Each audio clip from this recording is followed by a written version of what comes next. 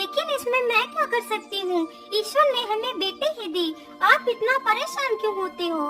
यदि ईश्वर ने चाहा तो हमें पुत्र भी मिल जाएगा। लेकिन चंदा, मैं इसे अपना बेटी नहीं मानता।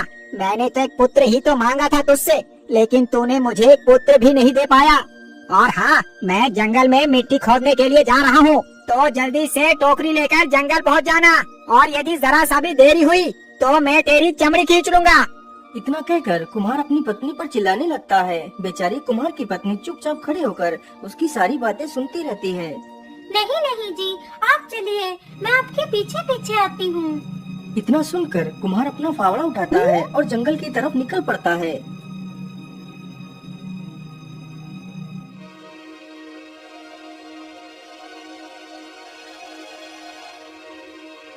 कहाँ पर खुदाई करो, कहाँ पर करो? हाँ हाँ, ये जगह ठीक रहेगी।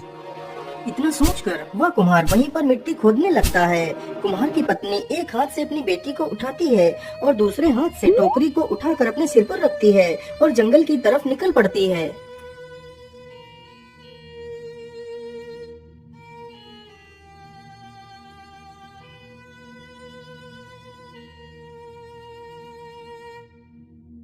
आ गई महारानी जी। मुझे तो लगा था कि तुझे आने में बहुत देर हो जाएगी, लेकिन तू तो समय से पहले ही आ गई। चलो अच्छी बात है, चल अब जल्दी से मिट्टी को टोकरी में भर। कुम्हार की यह बात सुनते ही बेचारी चंदा मिट्टी की टोकरी भरने लगती है। कुछ ही देर में चंदा टोकरी भर लेती है और टोकरी उठाकर अपने सिर पर रख लेती है। टोकरी को सिर पर रखने की वजह से अब वो अपनी बेटी को नहीं उठा पा रही थी। अजय सुनिए ना, मैंने टोकरी को सिर पर रखा हुआ है, इसलिए मैं अपने बेटे को उठा नहीं पा रही। कृपा कर आप हमारी बेटी को उठाकर मुझे दे दीजिए। यदि मैं नीचे झुकूंगी तो टोकरी की सारी मिट्टी नीचे गिर जाएगी। मैं इस बच्ची को उठाकर तुझे दूं? ये तूने सोच कैसे लिया? मैं इस जन्म में तो क्या, आने वाले अगले जन्म में भी इसे छूऊंगा तक नहीं। और अब तू मेरी सुन, मैं अब घर जा रहा हूँ। तू जल्दी से मिट्टी लेकर घर पहुँच। तू चाहे इस बच्ची को लेकर आ या मत आ, लेकिन यदि तू मिट्टी लेकर नहीं आई तो तेरी खैर नहीं। इतना बोलकर कुम्हार वहाँ से चला जाता है। हे भगवान, अब मैं क्या करूं? यदि मैं मिट्टी लेकर नहीं गई तो वह मुझे बहुत मारेंगे। मैं दोनों को एक साथ लेकर नहीं जा सकती। मैं ऐसा करती हूँ, पहले मिट्टी लेकर चली जाती हूँ, फिर अपने बेटे को आकर ले जाऊंगी। इतना सोचकर कुम्हारी मिट्टी की टोकरी लेकर चली जाती है। बेचारी मासूम बच्ची वहीं पर बैठे बैठे रोती रहती है। तभी उधर से कुछ गाय चरते चरते वहीं पर पहुँच जाती हैं।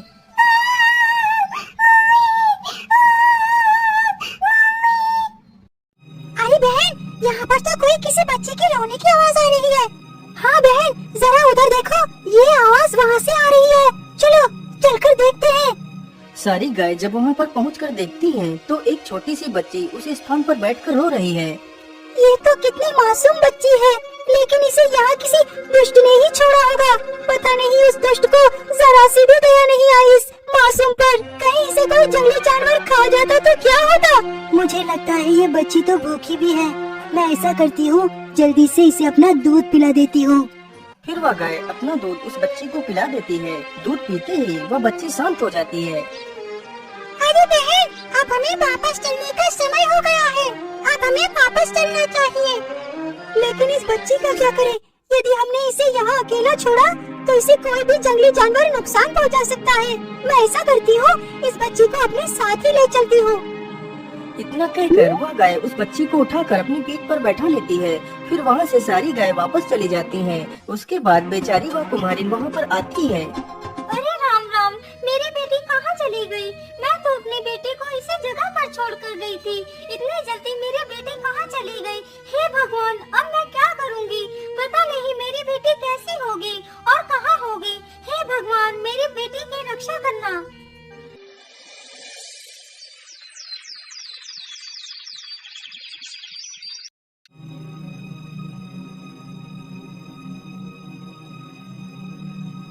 लेकिन कपिला, हम लोग इसकी सहायता आखिर कब तक कर पाएंगे? मुझे डर है कि कोई जंगली जानवर इस मासूम को नुकसान न पहुंचा दे। नहीं सावली, आज से ये हमारी बच्ची है। हम सब लोग मिलकर इस बच्ची की रक्षा करेंगे। उसी दिन से वह सारी गाय उस बच्ची को अपने साथ ही रखने लगती हैं। सारी गाय जहाँ भी घास चरने के लिए जाती थी तो साथ में उस बच्ची को भी ले जाती थी।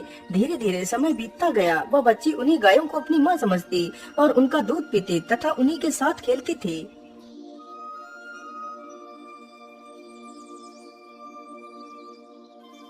बेटी, अब तो तुम बड़ी हो चुकी हो और समझदार भी, इसीलिए हम चाहते हैं कि तुम यही घर में ही रुको। मैं जंगल से तुम्हारे लिए फल ले आया करूँगी। तुम यहाँ पर बिल्कुल सुरक्षित हो। ठीक है माँ, जैसे आपकी इच्छा, मैं यहीं पर रुक जाती हूँ।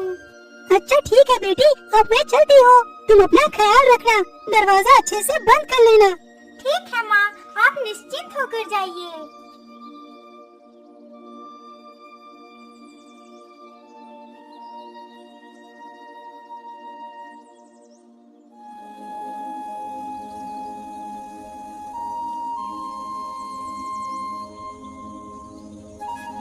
अरे वाह, ये जंगल तो कितना सुंदर है। जी तो करता है पूरे दिन मैं यहीं बैठकर इस सुंदरता को देखती रहूं। मैं ऐसा करती हूँ, थोड़ी देर इसी स्थान पर बैठ लेती हूँ, फिर घर के अंदर चली जाऊंगी। इतना सोचकर वह लड़की वहीं पर बैठ जाती है। तभी उधर से एक राक्षस शिकार की तलाश में घूमता हुआ उधर को ही आ रहा था। ओहो, आज तो पूरा जंगल घूम लिया लेकिन कोई भी शिकार नजर नहीं आया। पता नहीं आज मुझे कोई शिकार मिलेगा भी या नहीं, कोई पता नहीं। चलो कुछ देर और घूम लेता हूँ। ये सारी बातें सोचते सोचते वह राक्षस वहीं पर पहुंच जाता है। अरे ये कौन है? मुझे लगता है या तो कोई इंसानी बच्ची है। अरे वाह, इसका नरम नरम मांस खाकर तो आनंद ही आ जाएगा। इतना सोचकर राक्षस दबे पांव उस लड़की की तरफ बढ़ता है। तभी पेड़ पर बैठे कुछ कौवे राक्षस को देखकर चिल्लाने लगते हैं। तभी वह लड़की पीछे मुड़कर देखती है। अरे हट हट, अरे हट जा दुष्ट कौवे, मैं तुझे जिंदा नहीं छोड़ूंगा। अरे इतनी जल्दी वो लड़की कहाँ चली गई? मुझे लगता है वो लड़की इस गुफा के अंदर ही गई होगी। राक्षस जल्दी से जाता है और गुफा का दरवाजा खटखटाता है। अरे मेरी प्यारी लाडो, तुम अंदर क्यों चली गई? तुम दरवाजा तो खोलो, देखो मैं तुम्हारे लिए अच्छी अच्छी मिठाइयाँ लेकर आया हूँ। अरे मेरी प्यारी बेटी, जरा दरवाजा तो खोल दो। अरे नहीं बेटी, तुम दरवाजा मत खोलना, ये राक्षस तुम्हें खा जाएगा। अरे दुष्ट कौवे, मैं तुझे जिंदा नहीं छोड़ूंगा। इतना कहकर राक्षस कौवे के पीछे भागता है। कौवा जल्दी से वहाँ से उड़ते हुए एक नदी के किनारे पर चला जाता है। तभी वह राक्षस एक बड़ा सा पत्थर उठाता है और कौवे के ऊपर फेंक कर मारता है। कौवे को पत्थर लगते ही वह घायल होकर नदी में गिर जाता है।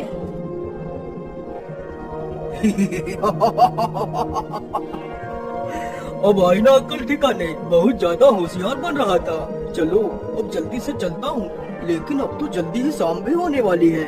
अब तो उस गुफा में वह सारी गाय आ चुकी होंगी। अब मेरा वहाँ चलना ठीक नहीं होगा। मैं ऐसा करता हूँ, कल सुबह ही मैं उस गुफा के पास जाऊंगा। तब तक वो सारी गाय गुफा से बाहर जा चुकी होंगी। अरे ये क्या बहन, यहाँ पर तो उसी राक्षस के पैर के निशान बने हैं, जिस राक्षस को हमने कुछ दिन पहले ही मार भगाया था। अरे सावली, पता नहीं हमारी बेटी कैसी होगी। कहीं उस राक्षस से हमारे बेटी को कोई नुकसान तो नहीं पहुँचाया होगा। फिर वह सारी गाय जल्दी से गुफा के पास जाती हैं। अरे बेटी, दरवाजा खोलो, मैं तुम्हारी माँ हूँ, मैं तुम्हारे लिए फल लेकर आ गई हूँ। लड़की जैसे ही अपनी माँ की आवाज सुनती है, वह जल्दी से दरवाजा खोल देती है और गाय से लिपट कर रोने लगती है। अरे बेटी, क्या हुआ? तुम रो क्यों रही हो? क्या बात है? माँ, आज एक बड़ा ही भयानक दिखने वाला एक प्राणी आया था। वह बार-बार मुझे दरवाजा खोलने के लिए कह रहा था।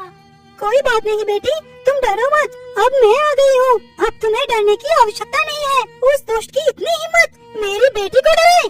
पिछली बार तो उसे जिंदा छोड़ दिया था, लेकिन इस बार उसे जिंदा नहीं छोड़ूंगी।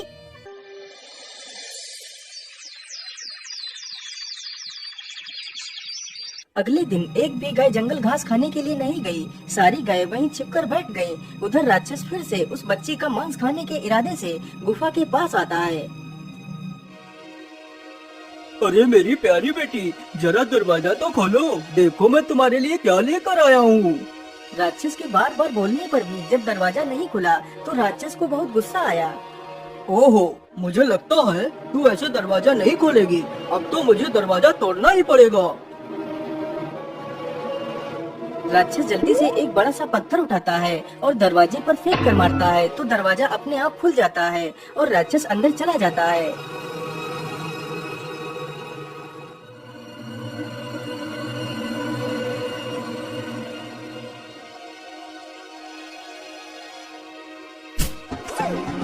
अरे मेरी प्यारी बेटी, तुम कहाँ हो? देखो मैं आ गया। हाँ हाँ मेरे प्यारे राक्षस, मैंने तुम्हें देख लिया, तुम आ गए हो, इसीलिए मैं भी आ गई। अरे तुम लोग यहाँ पर कैसे आ गई? तुम तो घास चरने गई थी। अभी तुझे अच्छे से बताती हूँ। इतना कहकर सारी गाय उस राक्षस पर टूट पड़ती हैं। कपिला बहन, मुझे छोड़ दो। आज के बाद मैं इधर कभी नहीं आऊँगा। अरे भगवान क्या, मुझे छोड़ दो।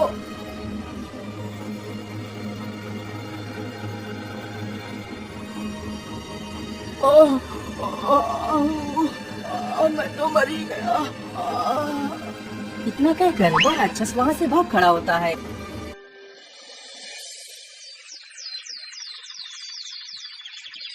माँ, आज मैं भी आपके साथ चलूंगी। कहीं मैं राक्षस फिर से आ गया तो मेरा क्या होगा? नहीं पुत्री, तुम बिल्कुल भी चिंता ना करो। अब वो राक्षस कभी भी लौट कर नहीं आएगा। यदि तुम हमारे साथ चलना चाहती हो तो फिर चलो।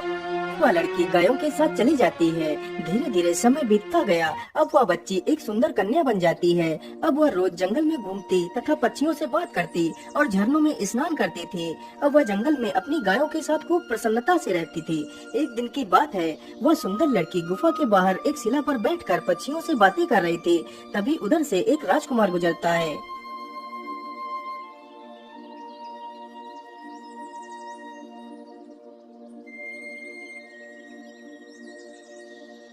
अरे वाह, ये लड़की कौन है? ये तो कितनी सुंदर है, लेकिन ये अकेले इस जंगल में क्या कर रही है?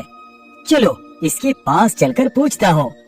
राजकुमार जैसे ही उसकी तरफ जाता है, तभी वह लड़की राजकुमार को अपनी ओर आते हुए देखकर वह जल्दी से गुफा के अंदर घुस जाती है और दरवाजा बंद कर लेती है। अरे इसे क्या हुआ? ये मुझे देखकर भाग क्यों गई? बेचारा राजकुमार उदास होकर वहाँ से चला जाता है। क्या बात है बेटा, तुम जब से जंगल से लौट कर आए हो तब से तुम इतना उदास क्यों हो? राजा के पूछने पर राजकुमार राजा को सारी कहानी सुना देता है। पिताजी, मैं इससे प्रेम करने लगा हूँ। यदि वो मुझे नहीं मिली तो मैं अपने प्राण त्याग दूंगा। अरे नहीं पुत्र, तुम बिल्कुल भी चिंता ना करो, मैं तुम्हारा विवाह उसी के साथ कराऊंगा। अरे सैनिकों, जंगल जाओ और उस सिंघल गुफा में एक सुंदर कन्या रहती है, तुम उसे पकड़कर हमारे पास लेकर आओ। राजा का आदेश होते ही सैनिक जंगल की तरफ निकल पड़ते हैं और जल्दी ही गुफा के अंदर घुस जाते हैं। अरे ओ लड़की, तुम हमारे साथ चलो, तुम्हें महाराज ने बुलाया है। लेकिन मैं आपको नहीं जानती, इसलिए मैं आपके साथ नहीं जा सकती। अरे सैनिक भाइयों, मुझे लगता है यह लड़की ऐसे नहीं मानेगी। चलो इसे बंदी बनाकर ले चलते हैं।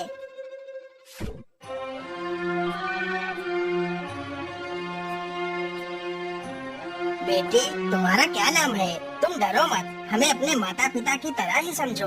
हम तुम्हें अपनी बहू बनाना चाहते हैं। राजा उससे कई सारे सवाल पूछता है, लेकिन लड़की डर के मारे कुछ भी नहीं बताती। अरे महाराज, आप भी ना, बेचारी अभी अभी आई है और आप उसके सामने सवालों के पहाड़ खड़े कर रही हैं। चलो बेटी, तुम मेरे साथ चलो। वो लड़की महारानी के साथ चली जाती है। महारानी दिल की बहुत अच्छी थी। वह धीरे धीरे उस लड़की को सारी चीजें सिखाती और बताती है। अब तो वह लड़की कुछ ही दिनों में सभी के साथ घुल मिल गई थी।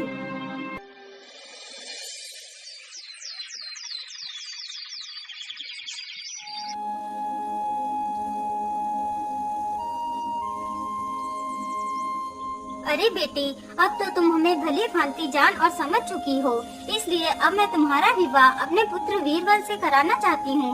इस पर तुम्हारी क्या राय है बेटी? माता जी, आप जैसा कहोगी मैं वैसा ही करूँगी। फिर उस लड़की का विवाह बड़े ही धूमधाम से उस राजकुमार के साथ हो जाता है। एक दिन की बात है, वो लड़की अपनी गाय माताओं को याद कर रोने लगती है। तभी वहाँ पर राजकुमार आ जाता है। अरे प्रिय, क्या बात है?